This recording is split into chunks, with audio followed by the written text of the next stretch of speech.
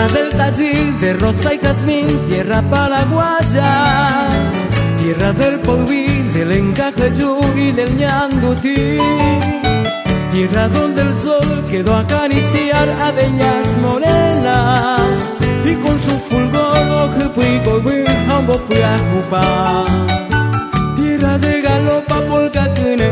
de bellas guarañas, de flores y ortiz, tierra del arriero que canta la amada con su dulce idioma que es el guaraní, tierra del jazmín, del murucuyá, del naranjo en flor, del guaviramí, tierra donde cantan zorzal y calandria, el güira campana y el gorosiré.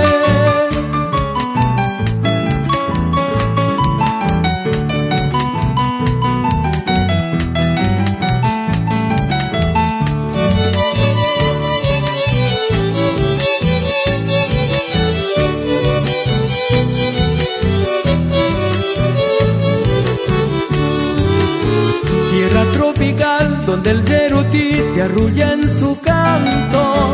y danzan alegres bellas galoperas con su ñandutí. Fresco manantial con verde amambay adornan tu suelo, se siente en la brisa el aroma dulce de ñangapirú. Tierra de galopa, polcacune,